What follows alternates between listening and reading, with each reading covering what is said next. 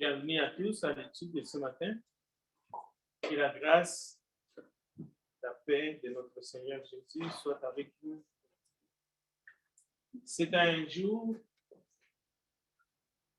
favorable, les jours de l'Éternel, le premier jour de la semaine, les jours du Seigneur. Nous allons étudier sa parole.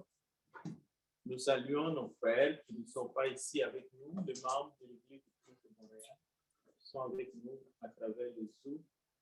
Mais nous voulons saluer aussi tous nos amis, nos contacts, que ce soit à travers le Facebook et bien d'autres qui vont nous suivre plus tard. Nous prions que la grâce de notre Seigneur Jésus soit avec eux. Bien. Nous allons parler du jour du Seigneur, ce qui n'a rien à voir avec le jour saint. Parce que le terme, les jours saints, c'est seulement une manière de, encore une fois, ramener la loi. Parce qu'on a toujours pensé que le sabbat ou le samedi, conformément à la loi juive que Moïse a reçue concernant l'adoration et bien d'autres, le samedi était un jour saint. Alors, on a commencé à dire aussi dimanche, c'est un jour saint. Non, rien à voir avec les jours saints. Parce que ce terme-là, ce n'est pas un terme biblique. Il n'y a pas un jour qui est saint. Si un jour est saint, ça veut dire que les autres jours ne sont pas saints, on peut faire tout ce qu'on veut. Ou on peut, oui, si un jour n'est pas saint, cela veut dire que c'est un jour où on peut même qualifier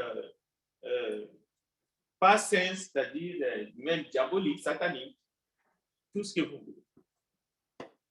Alors, nous ne parlons pas d'un jour saint, mais nous parlons du jour du Seigneur. Nous parlons du jour de l'Éternel. Nous parlons du premier jour de la semaine, un jour spécial.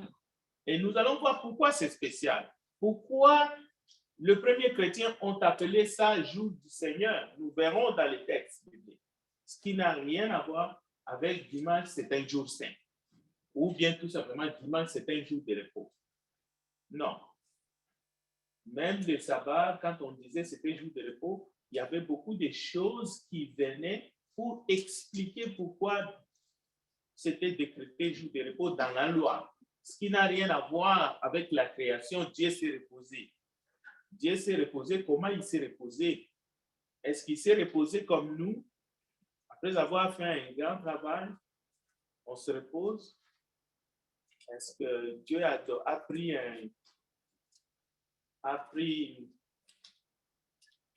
une coupe d'air pour faire la sieste? Comment est-ce que Dieu peut se reposer? La Bible dit qu'il ne dort pas. Même lorsque la Bible dit Dieu se réveille, ça veut dire qu'il était dans un profond sommeil, alors qu'il voit tout.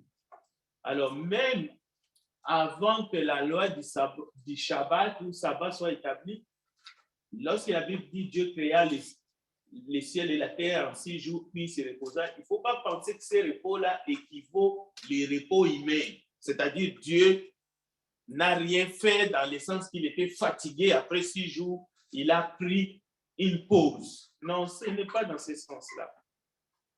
Alors, la même chose, la loi a été mal interprétée, le peuple juif n'a pas compris le message divin qui leur ordonnait de se reposer le 7e jour. Parce que lorsque Jésus vient, Jésus commence à leur donner le vrai sens même de ce repos. Il guérit les jours du sabbat et ils sont scandalisés. Jésus leur dit, mais qui d'entre vous, si son brebis tombe dans un trou les jours du sabbat, n'ira pas les retirer? Donc, Jésus leur a montré qu'il fallait continuer à faire le bien, même les jours du sabbat.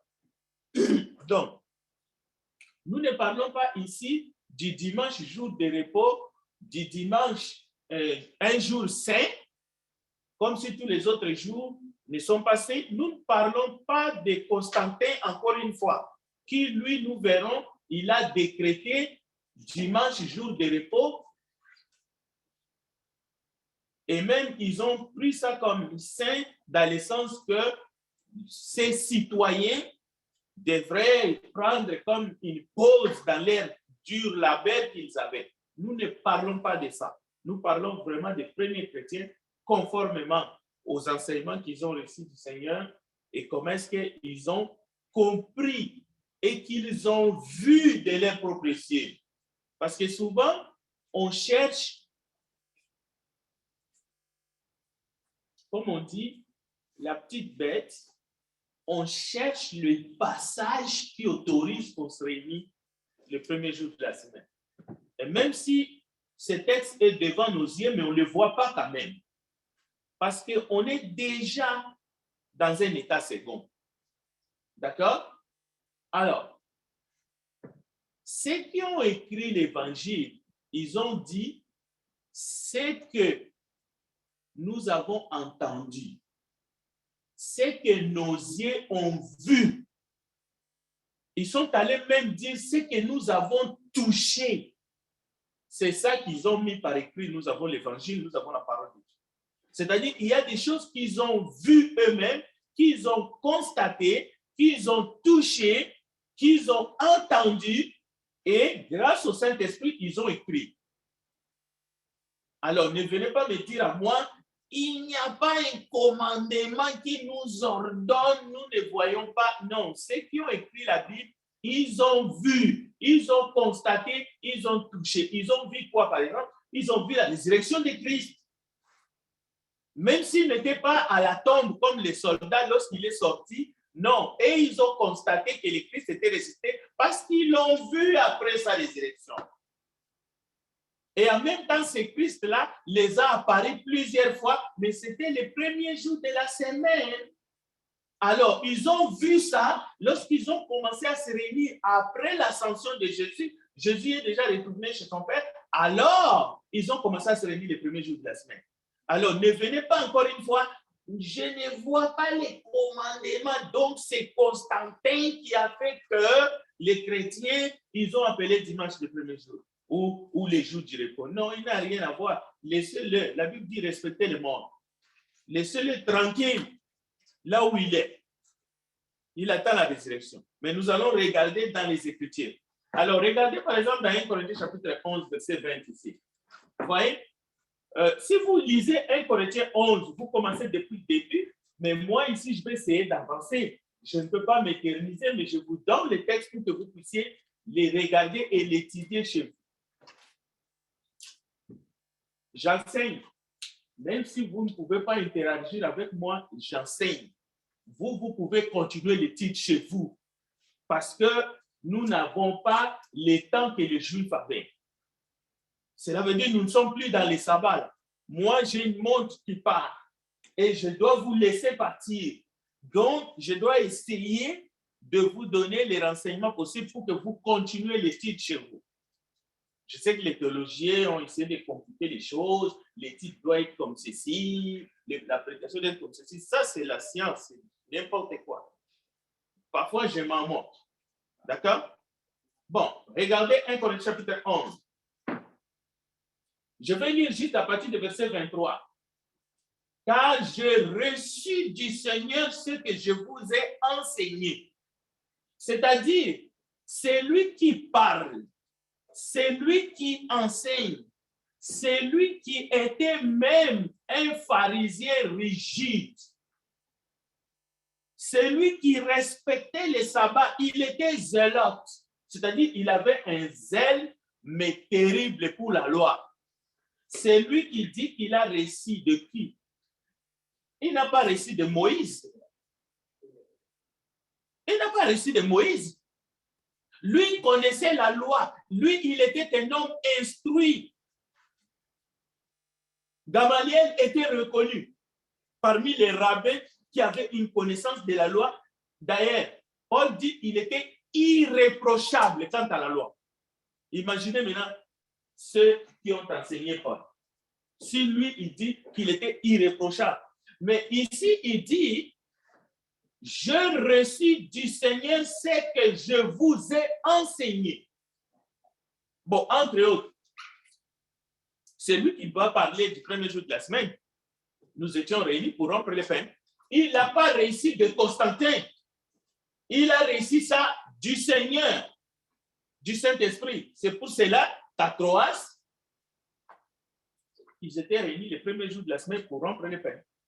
Donc, vous devez savoir que ce que nous faisons n'est pas culturel. Le fait que nous sommes ici aujourd'hui, ce n'est pas la culture occidentale. Ce n'est ni la culture des Juifs messianiques, parce qu'il y a des Juifs messianiques, c'est-à-dire des Juifs qui croyaient au Seigneur Jésus. Je ne parle pas des disciples de Jésus au premier siècle. Aujourd'hui, il y a des Juifs qui s'accrochent à la loi de Moïse, mais qui suivent Jésus, qui disent, oui, nous croyons qu'il est le Messie, mais nous allons faire les choses, nous allons adorer et nous allons demander à ceux qui s'autoproclament comme étant les croyants de Jésus de suivre la loi de Moïse. C'est-à-dire, il faut judaïser, mais ils s'appellent chrétiens. Mais ce sont des chrétiens messianiques. Et eux, ils se réunissent pour ça les samedis. Parce que dans le passé, dans cette étude, j'ai beaucoup parlé de nos voisins, les adventistes. Il y en a qui pensent que c'est seulement eux. Non, il y a d'autres groupes qui se réunissent les samedis. C'est pour cela aujourd'hui, je vais parler d'un groupe religieux qui est reconnu dans le monde entier. Ça s'appelle le groupe des Juifs messianiques. Bon, revenons toujours dans 1 Corinthiens chapitre 11, versets 23 à 26. Alors, Paul dit, car j'ai reçu du Seigneur ce que je vous ai enseigné, ce que le Seigneur Jésus, dans la nuit où il fut livré, prit du pain. Et après l'avoir rendu, le rompit et dit, ceci est mon corps qui est reconnu pour vous. Faites ceci en mémoire de moi. Donc, il y a des ordres, il y a ce que Jésus a dit, il y a ce que Jésus a fait, et il y a aussi ce que Jésus demande que cela continue à faire. Et encore une fois, les repas du Seigneur ce matin, il y en a qui disent, pourquoi est-ce que vous pérennisez la culture juive? On n'a plus besoin de ces choses-là, c'est fini. Maintenant, tout est en esprit. Des égarés. Ce sont des égarés parce qu'ils n'ont pas écouté. Ils ne lisent pas. Ils pensent que Paul parle ici, dans ce texte que je vous donne, au nom de la culture juive. Ce sont les rabbins qui lui ont dit de parler du repas, des ingrédients. Non, c'est Jésus qui lui a dit. Il dit, je n'étais pas là parce que j'étais dans les temps adverses. Au moment où Jésus institue le repas du Seigneur, c'était un vendredi. Est-ce que allons-nous célébrer le repas du Seigneur le vendredi? Parce que l'institution, le jour où il a lavé les pieds, c'était le vendredi, le soir de la Pâque. Et il y a des religieux qui le font le vendredi. Une fois par année, le vendredi saint, c'est-à-dire la terminologie vendredi saint, dimanche saint, on ne parle pas de ça. C'est un terme catholique. Ce n'est pas biblique. Il n'y a pas de vendredi saint dans la Bible. Et ce n'est pas seulement parce qu'il n'y en a pas, mais c'est parce que nous ne voyons pas ces termes ou ces pratiques, cette volonté parmi les vrais disciples de Jésus de distinguer le jour de la semaine de cette façon-là. Mais les disciples de Jésus, nous allons le voir en action après l'ascension de Jésus, rompre le pain le premier jour de la semaine. ils ne sont pas allés ramasser ça dans la culture juive. Ils ne sont pas allés, ce n'est pas par leur propre choix. Il y en a qui disent non, ils ont choisi les dimanches. Ils n'ont pas choisi. Paul dit ici, j'ai reçu du Seigneur ce que je vous ai enseigné. Et comment ils nous ont enseigné? Ils nous ont enseigné par leur exemple, par leurs paroles, mais en réalité, ce n'est pas leurs propres paroles, parce que les paroles qu'ils ont mises par écrit étaient inspirées par le Saint-Esprit.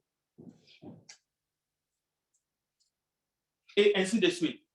Et d'autres qui ont écrit, ils ont vu, ils ont entendu, ils ont touché, ils ont mangé avec Jésus. Maintenant, qui peut changer ces normes?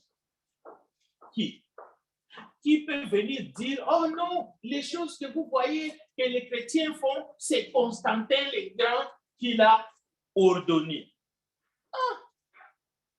Mais vraiment, il y a des gens qui prennent la Bible pour un dictionnaire. Il y a des gens qui pensent vraiment que la Bible, c'est un atlas. Non, chers frères et sœurs, il ne faut pas écouter toutes ces choses. Galates chapitre 3. Allons-y. Cherchez dans votre Bible. Galates 3. Bon, ici dans Galates 3, c'est tout un phénomène.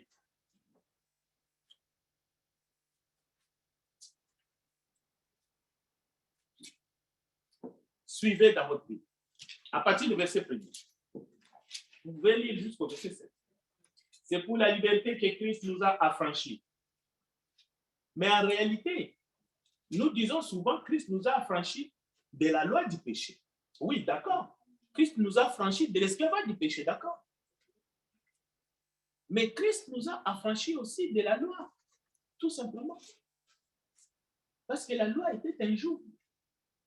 C'est-à-dire quelque chose de pesant. Parce que même des non-juifs, c'était noble. C'était une gloire. Ils ont commencé à vouloir pratiquer, mettre la loi en pratique. C'est ça qu'on dit, qu'ils ont commencé à judaïser. Il y a des non-juifs qui adoraient les dieux des juifs, mais en pratiquant la loi de Moïse. Alors, il fallait qu'ils se fassent circoncire et bien d'autres choses.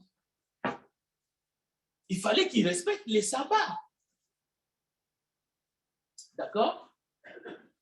Alors, Paul dit, demeurez donc ferme et ne vous laissez pas mettre de nouveau sous les jougs de la servitude.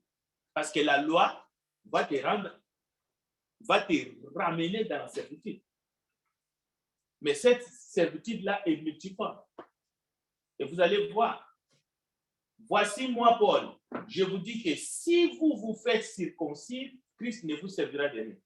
Maintenant, la circoncision, là, c'est quoi? C'est la servitude en Égypte. C'est les Égyptiens qui ont mis les peuples hébreux en esclavage et les Égyptiens ont commencé à les faire circoncire. Paul parle de la circoncision. La circoncision ne faisait pas partie de la loi que Dieu a donnée à Moïse. Oh. Il n'y a pas de gens qui continuent aujourd'hui au nom des religions ou des religieux, d'un culte, ils continuent à se faire circoncire. C'est quoi cette adoration-là où on va commencer à dire aux gens il faut que vous vous faites circoncire pour que vous puissiez avoir accès au salut, pour que vous puissiez faire partie au peuple de Dieu. Vous ne trouvez pas que c'est sorcier? Jésus n'est plus venu, Jésus n'est pas venu. C'est la même chose avec l'histoire des Shabbat. Hein? Mais il y a des gens qui défendent des choses. Mais ce n'est pas l'ignorance qu'il est. Disons les choses telles quelles. Okay? Mais si vous vous faites circoncire, Christ ne vous servira de rien. Donc, Paul est en train de mettre quelque chose qui faisait partie de la loi, reçue de la part de Dieu, et Christ. Donc, c'est Christ ou la circoncision. Ce n'est pas les deux à la fois. C'est la même chose. Pourquoi vous voulez les deux? Pourquoi vous voulez d'un côté vous respecter la loi du sabbat, de l'autre côté Christ? Vous voulez Christ. Donc, des chrétiens messianiques. Pourquoi? Pourquoi la loi? Mais il y a la loi de Christ, ce n'est pas de cela dont on parle. La loi de Moïse, la loi que Dieu a donnée à Moïse pour un peuple, pas pour tous les peuples de la terre, pas pour toute la nation. Il y avait une seule nation juive. Et cette loi a été donnée pour eux, pour qu'ils puissent s'approcher de Dieu avec toutes ces lois-là. Mais ce n'était qu'un pédagogue, ce n'était qu'un avant-goût. Dieu avait un plan large. Alors ne venez pas avec l'argument, je ne vois pas les textes qui nous disent de ne plus respecter le sabbat. Vous êtes en train de faire la sorcellerie. Ça n'a rien à voir. Ça n'a rien à voir. Écoutez, le texte est là. En Jésus-Christ, ni la circoncision, ni l'incirconcision n'a de valeur. Mais la foi qui est agissant par la charité. Et il continue, il dit, vous couriez bien. Parce qu'il y en a, lorsqu'ils ont entendu l'évangile, surtout de la bouche du Seigneur, lorsqu'ils l'ont entendu dans ses prédications, waouh, ils étaient touchés, ils étaient contents d'entendre ces paroles. Mais il y en a, leur cœur gonflé. Ça, c'était les chefs religieux, c'était les pharisiens, les scribes, et ils étaient fâchés. Ils disaient, il est venu annuler, diminuer tout ce que Moïse nous a donné. Ainsi de suite. C'est comme aujourd'hui. Lorsque vous enseignez aux gens, Jésus est ressuscité le premier jour de la semaine et il s'approche au sabbat, leur cœur gonfle, ils deviennent agressifs. Ok? Frère, et d'ailleurs, regardez verset 11. Pour moi, frère, Paul était vraiment un enseignant très méthodique. Hein? Verset 11. Pour moi, frère, si je prêche encore la circoncision, pourquoi suis-je encore persécuté? Le scandale de la croix a donc disparu. Puisse-t-il être retranché, ceux qui mettent les troubles parmi nous? C'est-à-dire, amener ces choses-là, c'est amener les troubles. C'est pour cela que nous parlons avec fermeté, mais nous ne parlons pas avec méchanceté. La fermeté, ce n'est pas la méchanceté. N'allez pas confondre la fermeté avec l'orgueil. Nous disons les choses telles quelles. Telles quelles que le Saint-Esprit nous a ouvert les yeux afin que les écailles tombent. Parce que le voile est resté là longtemps, le voile de Moïse. Alors, il continue, il dit, vous avez été appelés à la liberté, mais seulement ne faites pas de cette liberté un prétexte de vivre selon la chair. Mais rendez-vous par la charité, serviteurs les uns les autres. Écoutez, j'aimerais bien que, peuple de Dieu, nous puissions écouter le verset 14. Écoutez bien. Vous qui vous accrochez à l'application de la loi de Moïse, écoutez ce que le Saint-Esprit déclare. Galates chapitre 3, verset 14. Car toute la loi est accomplie dans une seule parole. Je répète, car toute la loi est accomplie dans une seule parole. Dans celle-ci, tu aimeras ton prochain comme toi-même. Mais si vous vous mordez et vous vous dévorez les uns les autres, prenez garde que vous ne soyez détruits les uns pour les autres. Je dis donc, marchez selon l'esprit et vous n'accomplirez pas les désirs de la chair. Nous verrons plus loin qu'est-ce que ça dit. Tout est là. Chapitre 5. Hein? C'est le 5. Ah, c'est Galates chapitre 5? Oui. Ok, Galates chapitre 5. Donc, ce n'est pas 3. Peut-être je vais la voir ici un peu plus. Donc, c'est Galates chapitre 5, ce n'est pas 3. Ok, je vous fais confiance. Car toute la loi est accomplie dans une seule parole. Dans celle-ci, tu aimeras ton prochain comme toi-même. Mais si vous vous mordez, d'accord, c'est Galates 5. Ok, merci. Merci pour cet éclairage. Alors, le partisan du sabbat, chrétien, on parle ici sabbat chrétien. Je citais les juifs messianiques qui sont les partisans du sabbat chrétien. C'est-à-dire qu'ils acceptent les principes chrétiens, mais il faut que ça se fasse les sabbats, comme dans la loi. Et il y a bien d'autres choses. Ils peuvent ajouter aussi, il faut se faire circoncire, mais ils peuvent aller plus loin. Plus loin, il y a d'autres choses que nous verrons. D'accord? Alors, à l'an 321, on a dit que l'Église s'est apostasiée, c'est-à-dire que l'Église s'est écartée de la vérité. Et ici, on dit que c'est l'Église de Jésus-Christ. Ce qui n'est pas vrai. OK? Ce qui n'est pas vrai. L'Église de Jésus-Christ ne s'est jamais apostasiée. Je ne sais pas combien de fois on doit le dire pour que ça rentre dans notre tête et qu'on soit tout simplement, qu'on ne blasphème pas contre l'Église. OK? Mais une certaine Église s'est apostasiée. Voilà. En l'an 321, alors que Constantin était l'empereur. Alors, oui, lui, il a émis un édit, un décret. On appelle ça l'édit du dimanche. Maintenant, associer ça avec ce qui se passe réellement avec les disciples de Jésus, c'est tout simplement faux. Lui, il a fait quelque chose de manière politique. On peut dire, lui est en train de copier. Lui, il a besoin de se faire connaître, de se faire voir, de se faire aimer, de se faire élire, tout ce que vous voulez. Et j'ai essayé d'aller chercher pour savoir qu'est-ce que lui, l'empereur, avait dit exactement. Et l'histoire est là pour nous renseigner. Voici par exemple ce qu'il a dit. Tous les juges, les citadins et les artisans devront se reposer au jour sacré du soleil. Vous voyez? L'affaire du jour du soleil. Les chrétiens, ils adorent les jours du soleil. Ça n'a rien à voir. S'il vous plaît, ça n'a rien à voir. Ne parlez pas, ne mentez pas. Dites-le comme ça. Ça ne vient pas de nous, ça vient des autres. Mais lorsqu'ils parlent comme ça, vous commencez à flipper. Parce que c'est pour cela que nous apprenons pour que vous soyez affermis, que vous puissiez répondre avec une sagesse, mais avec la force de l'esprit. Parce qu'il y a des gens qui devraient faire partie de la bergerie, mais qui ne le sont pas encore. Okay? Alors, les jours sacrés, les jours du soleil, là, nous sommes dans les libations, les adorations des idoles, bien entendu. Alors, lui, il dit, aucun juge, citadin, artisan, tout le monde devront se reposer au jour sacré. Alors, le jour sacré, c'est ce que je vous disais, les jours saints. Il n'y en a pas les jours saints. Ça, c'est une invention d'un humain.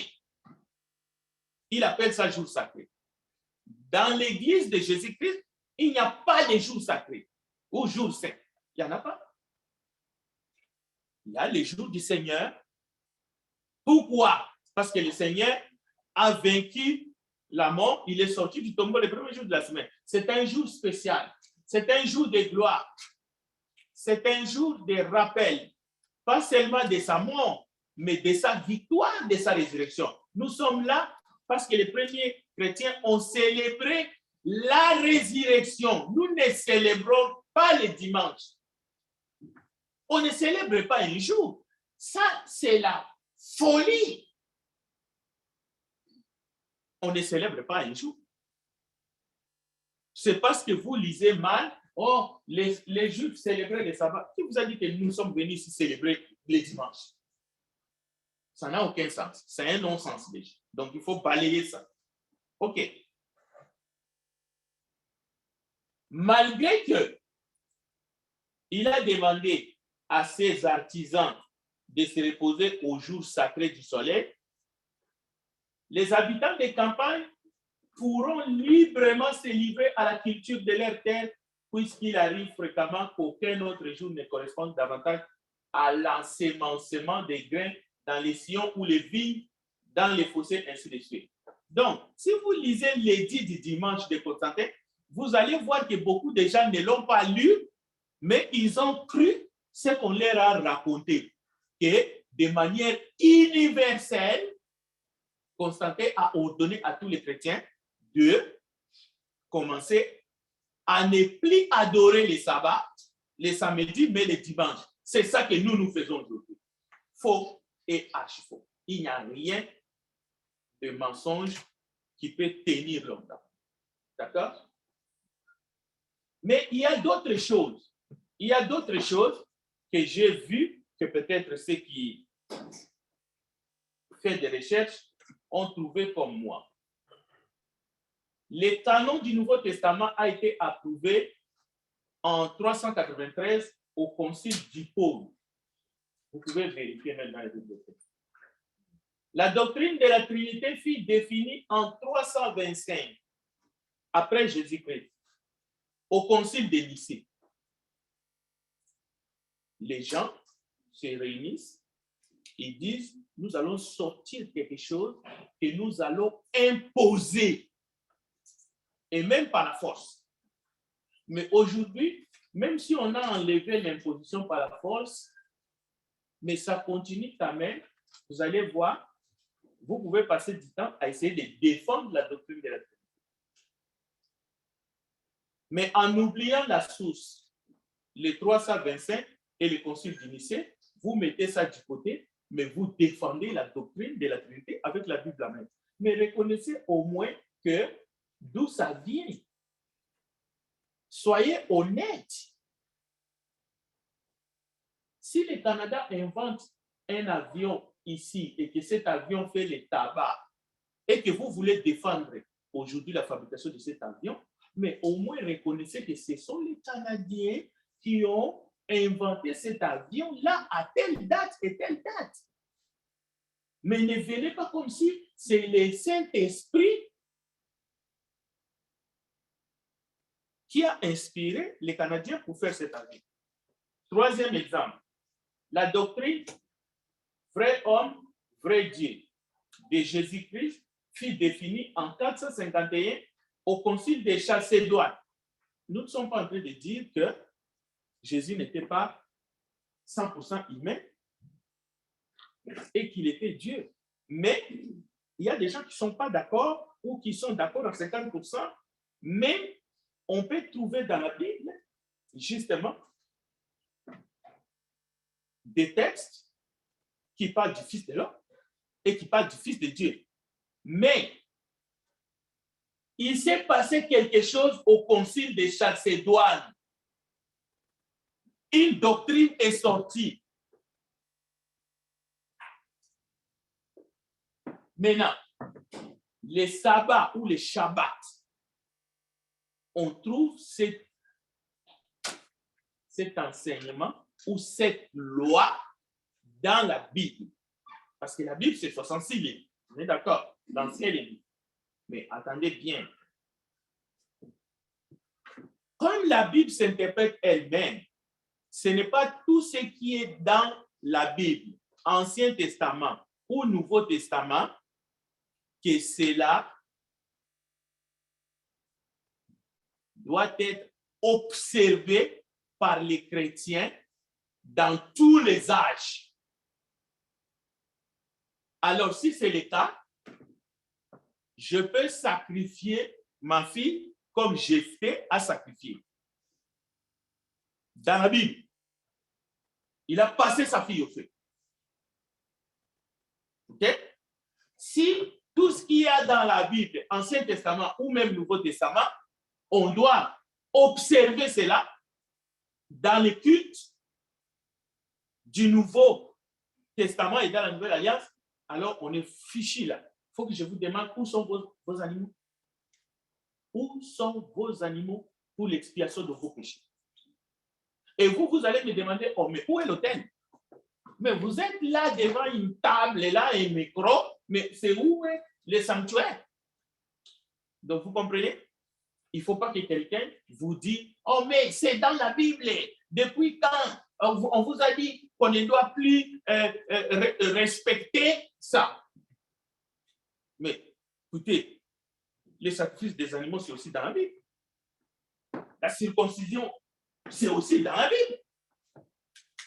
Et ainsi de suite. Les règles hygiéniques qui concernaient les femmes et même les hommes sont dans la Bible, dans Lévitique.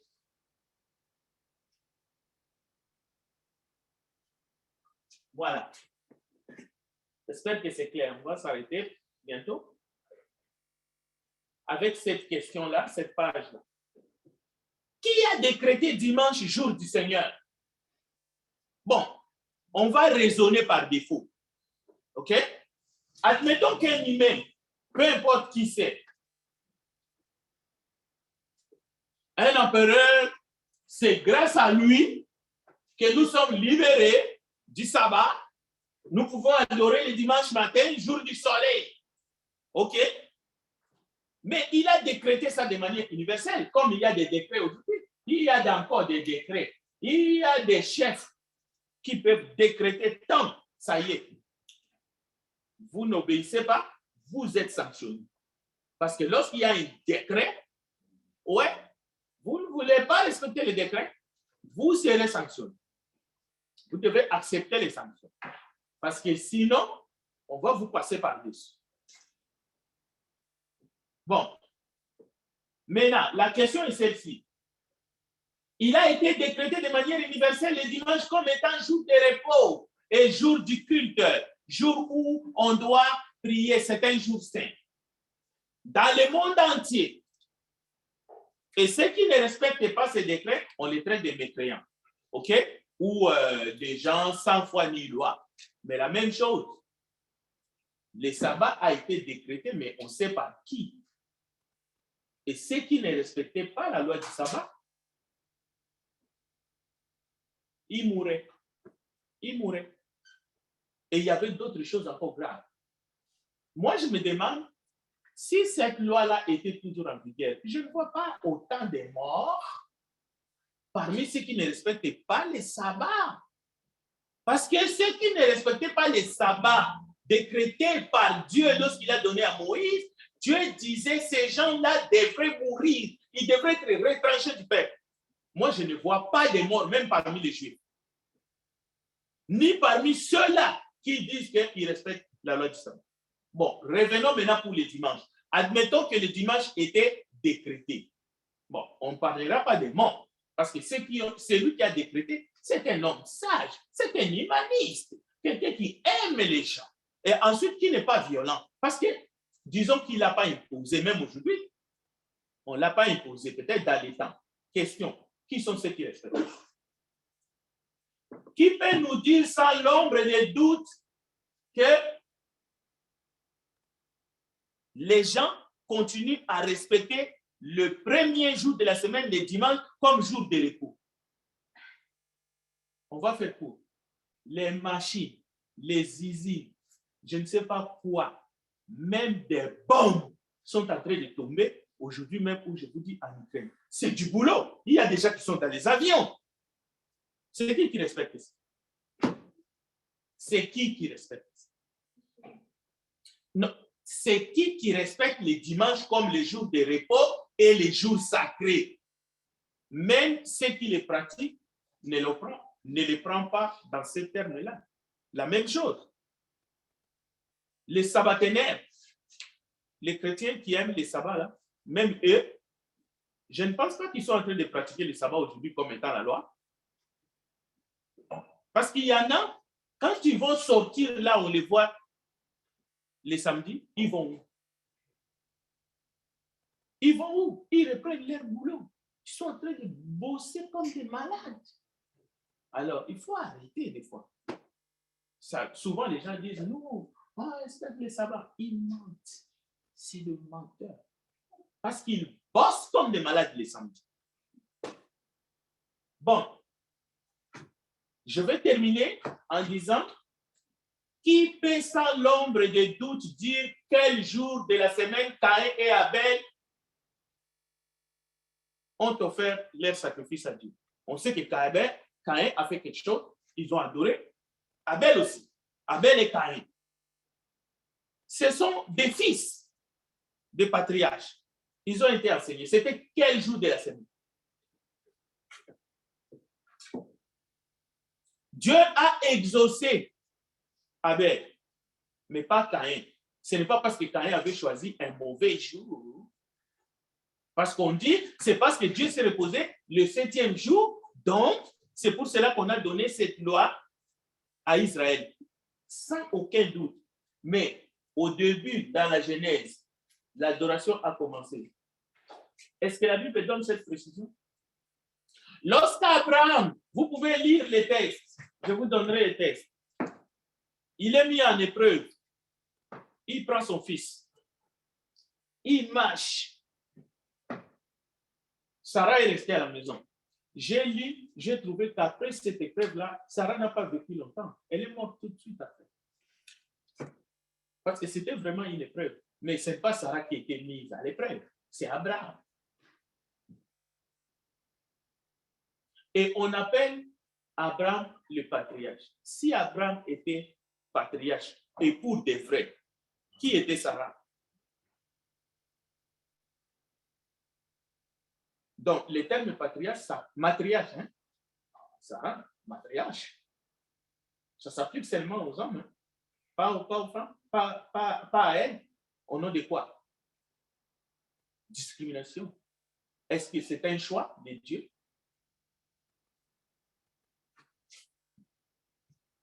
Lorsque les patriarches arrivent à la montagne de Morija, lui qui deviendra le père de la foi, c'était quel jour de la semaine? Le 7e, parce que l'autel était là, l'autel. Et le sacrifice était là. C'était un sacrifice humain, jusqu'à temps que l'ange va intervenir et un animal va être sacrifié. Mais le texte dit le 3e jour. Est-ce que le 3e jour-là, peut-on aller dire que c'était mardi, que le Saint-Esprit nous aide, hein? Parce que dans notre calendrier, le 3e jour, c'est mardi. On peut adorer n'importe quel jour. Mais il y a un jour spécial. Ce jour-là, c'est le jour que le Seigneur, le Dieu Tout-Puissant, a décidé de ressusciter son Fils. Et les disciples ont compris, ils ont vu ça, ils ont touché ça. Ils étaient dans leurs émotions et ils ont commencé à se réunir le premier jour de la semaine pour rompre le pain. En mémorial, écoutez, il y a un lien. Oui, il y a un jour. Ce n'est pas une question d'un jour saint, mais c'est un jour que Jésus est réellement ressuscité le premier jour de la semaine. Et les premiers chrétiens se réunissaient pour rompre le pain, pour chanter, pour louer et pour écouter la parole de Dieu. Et en même temps, ils rompaient le pain, mais en mémorial, en souvenir de sa mort, jusqu'à ce qu'il vienne. Nous avons lu 1 Corinthiens chapitre 11. Qu'est-ce qui est difficile? Pour ceux qui marchent en esprit et en vérité. Pour ceux-là, la parole de Dieu est esprit et vie. Et pas pour ceux qui veulent s'accrocher. Mais c'est leur choix.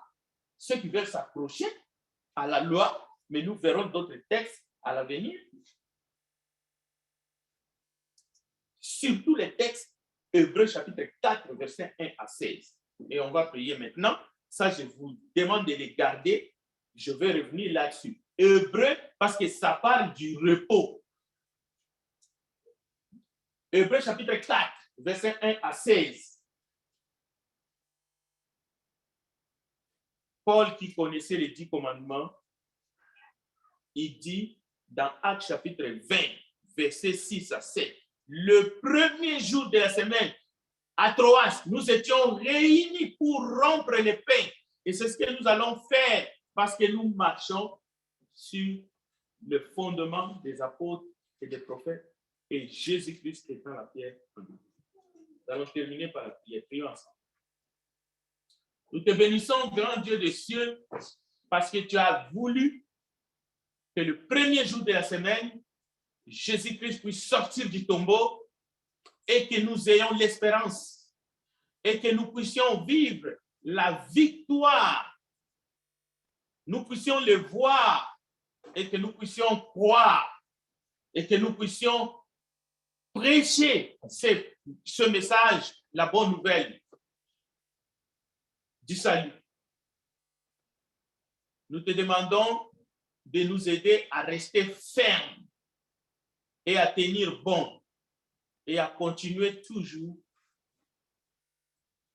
à t'offrir des sacrifices spirituels chaque jour de notre vie, mais spécialement en ces jours du Seigneur qui a amené les premiers, parce que lui, il est le premier et le dernier.